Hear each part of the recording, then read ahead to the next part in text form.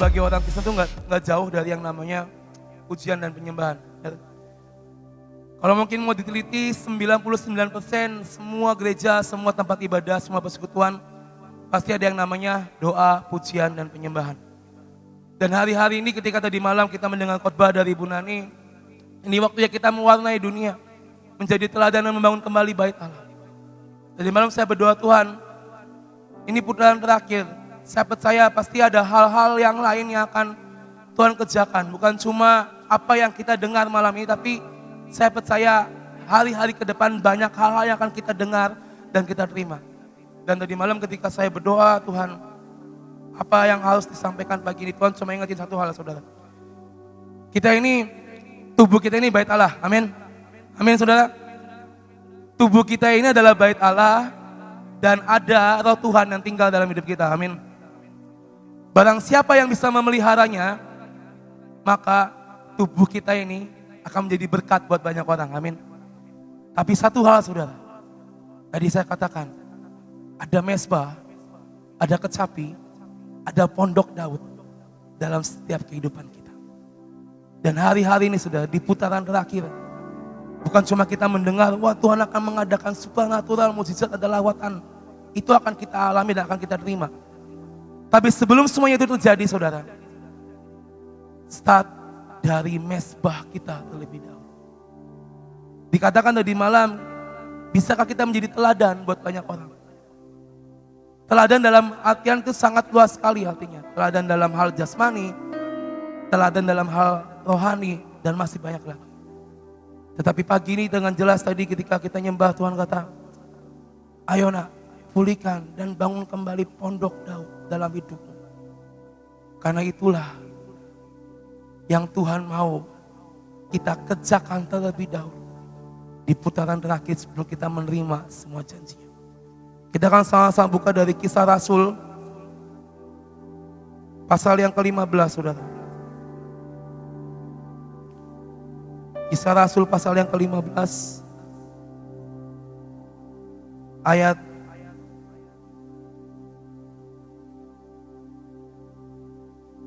16 sampai 18. Kisah Rasul 15 ayat 16 sampai 18 berkata seperti ini. Kemudian aku Tuhan Allahmu Bapamu akan kembali dan membangunkan kembali pondok Daud yang telah roboh.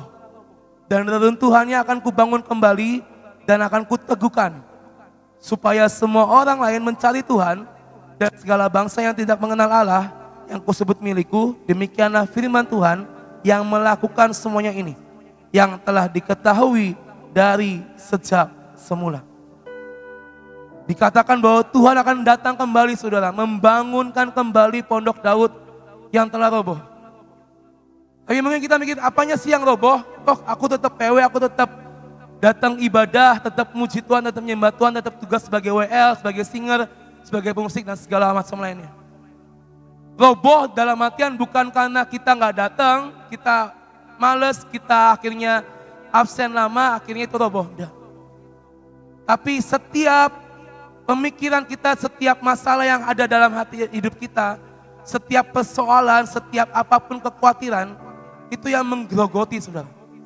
Itu yang menggerogoti mezbah ini, yang harusnya tetap menyala sampai Tuhan datang, sedikit demi sedikit karena kekhawatiran, karena persoalan, karena masalah kita. Itu akhirnya menjadi grogot sedikit demi sedikit. Dikatakan akan kubangun kembali pondok Daud yang roboh dari hidup. Dan reruntuhannya akan kubangun kembali dan akan kuteguhkan. Supaya semua orang lain mencari Tuhan. Artinya apa? Ketika bait Allah ini, saudara, ketika mezbah ini kita pelihara. Kalau kita tahu ada yang roboh dari mezbah ini, kita minta Tuhan, ayo bantu aku untuk dibangun kembali, diteguhkan kembali. Supaya orang lain, dikatakan supaya orang lain mencari Tuhan. Supaya kita bisa menjadi teladan, saudara. Supaya orang lain bisa melihat ada Tuhan dalam hidup kita. Karena kita memelihara mezbah itu. Kita memelihara roh Tuhan dalam hidup setiap kita. Tetapi kadang kita nggak sadar karena semua persoalan, semua kekhawatiran, ketakutan itu yang membuat roboh mesbah kita atau pondok Daud dalam hidup kita. Mesbah, pondok Daud, kecapi itulah hal yang sudah menempel, sudah menjadi kodrat kita sebagai anak-anak Tuhan, sebagai anak-anak Allah Bapa, sebagai orang Kristen. Jadi saya katakan hidup kita gak jauh-jauh dari yang namanya pujian dan penyembahan. Mau kita kemanapun, ke gereja manapun, pasti ada pujian dan penyembahan, benar? Kita mau saat itu di rumah, mungkin beberapa orang ada yang main gitar, ada yang nyanyi, baca Alkitab sambil nyanyi, sambil nyembah. Itulah mesbah, itulah pondok Daud kita di hadapan Tuhan. Tapi hari-hari ini saudara, di putaran terakhir, selidiki apakah mesbahmu, mesbah kita semua, ada yang cecel-cecel, ada yang retak-retak, atau mungkin ada yang hampir roboh. Karena apa? Karena kita tidak lagi mengindahkan waktu penyembahan kita dengan Tuhan. Mungkin sebelum ada masalah kita diberkati Tuhan, kita bisa spare waktu sejam, 2 jam tiap malam, nyembah, doa keluarga, mesbah keluarga. Tetapi ketika masalah datang, yang harusnya waktu itu kita harus bertemu dengan Tuhan, jadi lupa. Karena harus mikir ini besok bayar utang gimana, ABCDE ini gimana, harus diurusin gimana. Itu yang membuat roboh, saudara.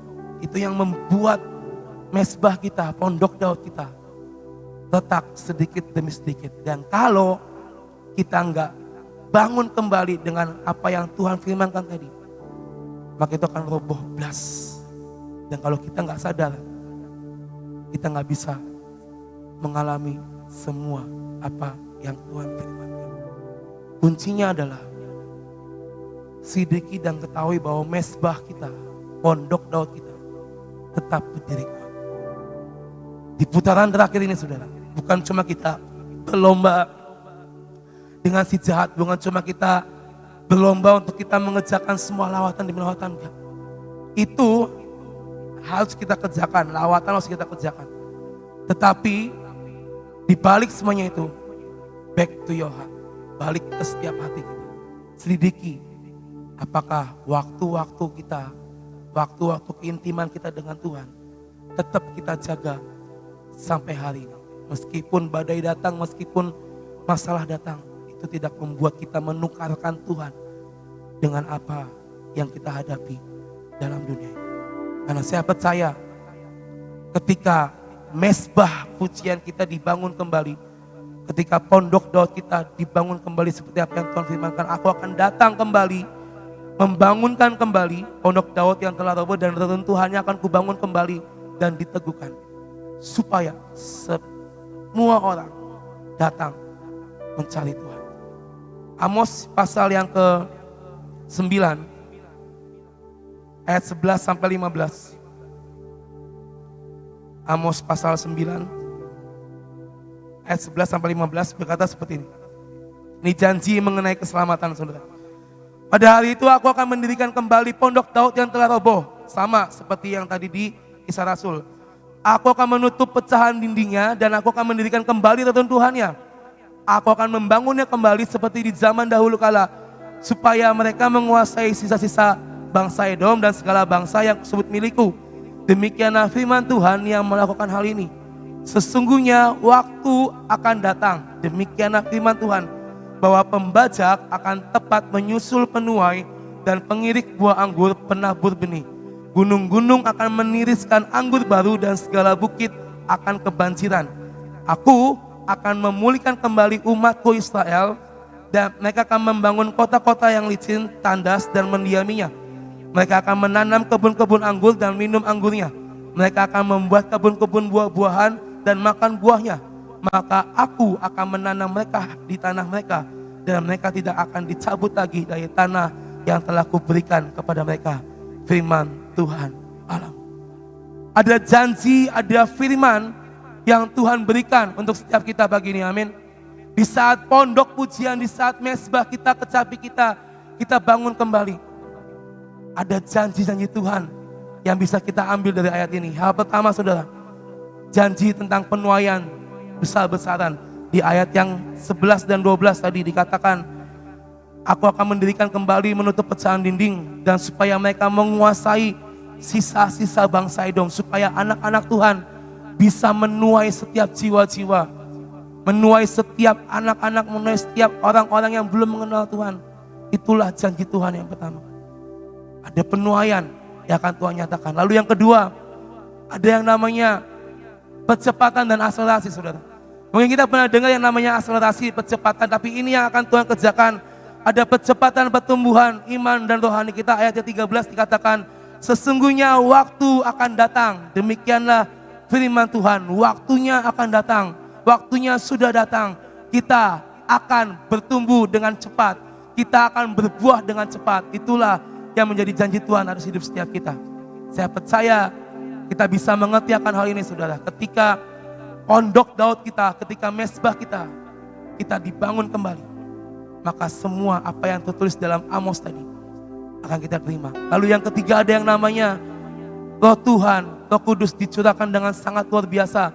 Dari ayat yang 13b dikatakan bahwa pembajak akan tepat penyusul penuai, dan pengirik buah anggur, penabur benih, gunung-gunung akan meniriskan anggur baru, dan segala bukit akan kebanjiran. Ini yang akan kita terima. Kita akan dipenuhi dengan kuasa Roh Kudus, kita akan dipenuhi dengan Roh Tuhan. Sampai kita akan melihat ada pencurahan, ada yang namanya kemustahilan diubah jadi keajaiban. Dikatakan gunung-gunung akan meniriskan anggur baru. Kita akan melihat buah-buah kemanisan di depan hidup kita hari-hari ini.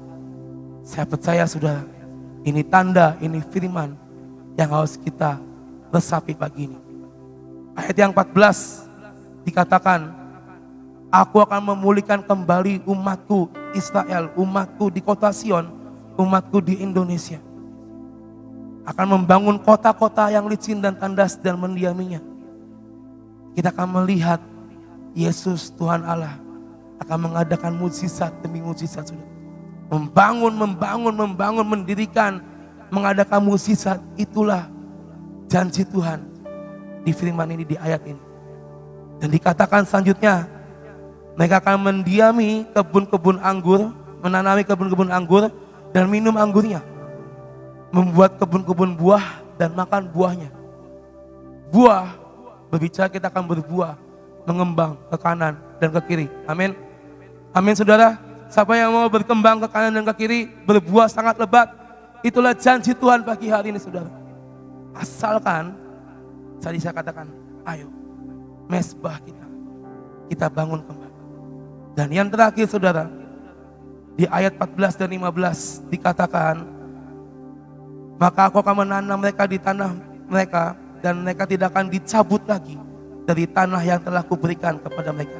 Ketika kita sudah diberi kebun buah-buahan, ketika kita sudah menanam anggur dan menikmati hasilnya, Tuhan katakan tanah itu menjadi milik kita semua. Amin. Tanah itu menjadi milik kita dan kita tidak akan dicabut, kita tidak akan dipindahkan kembali, karena kita sudah ada di tanah yang tepat yang Tuhan berikan dalam hidup kita, yaitu apa? Di kota Sion. Saya percaya setiap janji, setiap penggenapan, kalau kita baca di Alkitab, banyak janji-janji Tuhan yang menyebutkan nama kota Sion, dan bukan kebetulan kota kita menjadi kota Sion hari ini. Saya percaya itulah yang akan Tuhan jadikan hari-hari ke depan. Janji keselamatan, janji kita bisa berkembang ke kanan dan ke kiri, janji apapun yang Tuhan sampaikan dalam hidup setiap kita, itu akan kita alami asalkan pondok kita, pondok Daud kita, mesbah kita tetap berdiri dengan sangat kokoh dan teguh. Putaran terakhir, saudara, bukan waktu untuk kita bermain-main. Sedikit kita lengah, habislah kita. Sedikit kita lengos, kita gak sadar, lewat sudah kairos Tuhan dalam hidup kita. Saya percaya setiap kita di tempat ini, ayo mari pulihkan. Jangan sampai kita punya perjanjian dengan Tuhan. Tuhan, saya punya connecting time, saya punya waktu di mana setiap malam mungkin saya jam 9 sampai jam 11 saya itu harus berjumpa dengan Engkau. Kalau itu adalah perjanjian-Mu dengan Tuhan, ayo kerjakan kembali. Jangan karena sebuah masalah atau dua buah masalah yang membuat kita, aduh nanti dulu lah, ini lagi ngitung, pusing besok atau besok gimana, atau lagi pagi-pagi ruwet. Jangan pernah menukarkan Tuhan akan hal apapun. Karena saya percaya ketika kita mengerjakan perjanjian itu, apa yang ditulis dalam Amos tadi, kita akan berkembang, kita akan dicurahkan roh Tuhan, kita akan menikmati, akan ada mukjizat, akan ada percepatan. Itu yang akan kita alami hari-hari ini. Jadi saudara, ayo, bukan cuma enough, akan tiap pagi saya PW, no. Gak cukup saudara, kita nyembah di tempat ini gak cukup. Tapi Tuhan mau seluruh hidup kita, waktu kita pakai untuk menyembah Tuhan. Hidupku adalah penyembahan. Pekerjaanku adalah penyembahanku ke Tuhan. Saya belajar untuk, kalau misalnya saya lagi nyetir mobil, lagi kerja atau lagi naik motor, saya sering ngelakuin gini saudara. Saya tahu bahwa ya ini yang harus saya juga pelihara dalam hidup saya. Dan saya kalau misalnya di mobil ya udah saya nyanyi, saya nyanyi, saya nyembah Tuhan. Atau di motor pakai helm kan nggak ada yang tahu lah ya, pakai helm ditutup, pakai masker, ya nyanyi aja nyembah Tuhan. Karena saya tahu meskipun kita sibuk dengan pekerjaan, tapi ada waktu-waktu di mana kita bisa memanfaatkan itu. Kalau saya manfaatkan waktu saya ketika saya lagi nyetir, ketika saya lagi naik motor, saya manfaatkan itu. Di balik semua waktu tetap saya dengan Tuhan tiap malam, tapi saya mau belajar untuk memberikan extra time, waktu yang lebih bagi Tuhan. Amin. Tuhan Yesus berkati. Kembali. Jadi yang bangun siapa? Siapa yang bangun? Tuhan. Tuhan akan membangun kembali pondok Daud yang ada dalam hidup kita. Pujian dan penyembahan itu Tuhan akan bangun kembali dalam kehidupan kita dalam putaran terakhir, supaya kita mengalami apa yang dinamakan tuaian dan lawatan yang akan terjadi 3 tahun ke depan. Tuhan bilang itu bisa terjadi kalau Tuhan mulai mengadakan pembangunan kembali akan pondok Daud yang ada dalam hidup kita, yaitu pujian penyembahan. Nah saudara, seseorang yang akan membangun ya, itu enggak bisa kita mengatakan yang dibangun ini saja, yang ini enggak ya. Kamar ini saja, kamar ini enggak bisa saudara.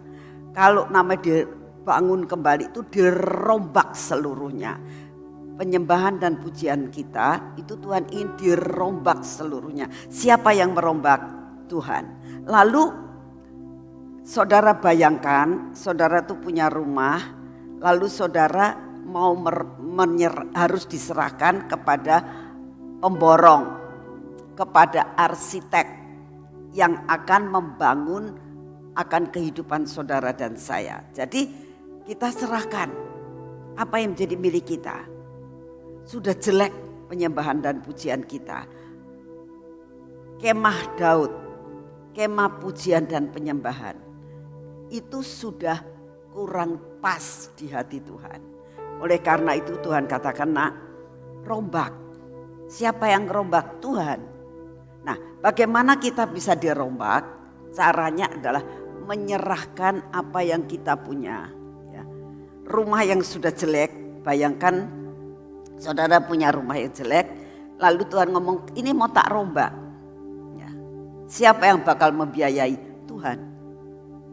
Karena Tuhan kata, aku akan merobohkan dan membangun kembali yang semua dinding-dinding yang runtuh, dikatakan aku akan mendirikan kembali reruntuhannya. Dikatakan aku akan mendirikan kembali. Siapa yang janji mendirikan kembali? Tuhan, ya kan? Dikatakan mendirikan kembali pondok Daud yang telah roboh. Aku akan menutup pecahan dindingnya dan akan mendirikan kembali reruntuhannya. Aku akan membangunnya kembali seperti di zaman dahulu kala. Berarti akan diadakan pemulihan. Ya, saudara dan saya akan diadakan pemulihan di hadapan Tuhan. Yang penting adalah apa yang kita lakukan, menyerahkan diri kita. seperti bangunan yang kita punya, kita serahkan kepada seorang arsitek, seorang pemborong, seorang yang membangun. Kita katakan, wis aku pasrah gelondongan, ya, wis bangunan semuanya. Nanti kita terima jadi. Ya. Tapi caranya adalah penyerahan total. Tuhan, bentuk aku sampai aku punya pujian dan penyembahan dalam hatiku. Rombak yang runtuh kau bangun kembali. Temboknya yang dikatakan pecahan-pecahan dindingnya, engkau tutup kembali yang ada dalam hidupku. Yang tidak baik dalam hidupku dirombak Tuhan. Supaya penyembahan dan pujianku berkenan di hati Tuhan. Amin. Kita menyerahkan semua kepada Tuhan. Mari kita berdoa. Bapa, terima kasih buat pujian dan penyembahan selama 1 jam di tempat ini ya Tuhan. Terima kasih untuk firman-Mu. Kami pada saat ini, pagi ini, dimanapun kami berada, kami mau mempersembahkan tubuh, jiwa dan roh kami Tuhan. Yang sudah runtuh, mungkin dindingnya sudah berlubang, mungkin penyembahan kami sudah tidak sempurna di hadapan-Mu. Pada pagi hari ini kami mau mempersembahkan ini kepadamu. Bangunlah kembali Tuhan, bangunlah kami menjadi suatu kemah pujian, pondok Daud yang baru, yang pas di hatimu seperti semula. Terima kasih ya Tuhan untuk firman-Mu, untuk semua yang Kau berikan kepada kami pada pagi hari ini. Biar menjadikan kekuatan di dalam kehidupan kami sepanjang hari ini ya Tuhan. Saat ini kami datang di hadapan-Mu. Kami berdoa pada saat ini ya Tuhan. Kami mau menyerahkan akan bangsa dan negara kami tetap ke dalam tangan-Mu. Bapa, kami berdoa Tuhan, pulihkan bangsa kami. Lepaskan terus Tuhan. Pandemi ini makin lama makin hilang, makin lama makin hilang. Akan terjadi pemulihan yang luar biasa buat bangsa kami. Akan terjadi pemulihan secara ekonomi, secara pariwisata. Ekspor, impor berjalan seperti semula. Semua hasil bumi, hasil tambang, hasil laut akan terjadi berlipat kali ganda. Sehingga dapat membuat kemakmuran buat bangsa dan negara kami. Kami saat ini berdoa di dalam nama Tuhan Yesus. Engkau taburkan roh kesehatan, kekuatan, daya tahan tubuh bagi seluruh rakyat Indonesia. Bagi setiap anak-anakmu dimanapun mereka berada. Kami berdoa saat ini bagi yang masih dalam keadaan sakit. Kami minta kesembuhan yang daripadamu. Biarlah malaikat Rafael Kau kirimkan Tuhan. Masuk ke dalam rumah sakit. Masuk ke dalam rumah-rumah isolasi. Sampai mereka mengalami kesembuhan yang sempurna Tuhan. Tidak ada sakit penyakit pandemi COVID apapun yang boleh melanda akan bangsa kami. Terima kasih untuk semua dan semuanya ini. Terima kasih untuk kasih setiamu Bapa. Kami percaya hari ini Engkau terus bersama dengan kami. Kami dapat melakukan banyak hal Tuhan. Kemanapun kami pergi, buat roh penyembahan dan pujian masuk dalam hidup kami. Biarlah kami boleh mewarnai dunia ini bersama dengan Engkau. Terima kasih untuk kasih setiamu. Dalam nama Tuhan Yesus. Mari kita masuk dalam urapan.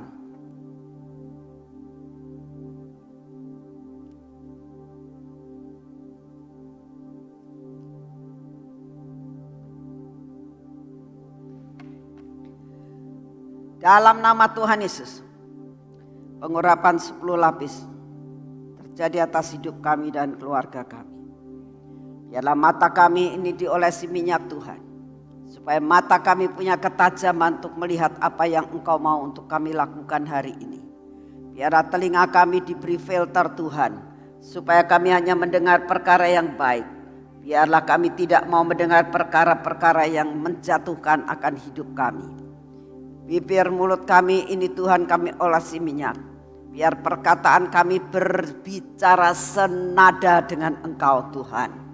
Biarlah hati kami tetap melekat kepadamu. Semua ketegar-tegukan kami, kebodohan kami dipatahkan. Keraguan-raguan dan ketakutan kami dipatahkan di dalam nama Tuhan Yesus Kristus. Bapak, kami meminta kepadamu, biarlah tangan kami ini diurapi dengan minyak ini Tuhan. Semua yang kami kerjakan menjadi berhasil. Penyertaan-Mu sempurna atas hidup kami. Berkat-Mu melimpah atas hidup kami. Terima kasih untuk semuanya. Hari ini kami menerima berkat-Mu Tuhan di dalam nama Tuhan Yesus. Ini kaki kami Tuhan, biar kaki kami berjalan pada jalan yang sudah Engkau tentukan. Sampai kaki ini hari ini melakukan semua pekerjaan kami dengan tuntas. Bersama dengan Engkau kami melakukan lebih daripada apa yang bisa kami lakukan. Terima kasih Bapak, pagi ini biar anugerah dan berkat-Mu turun atas hidup kami. Dalam nama Tuhan Yesus. Amin.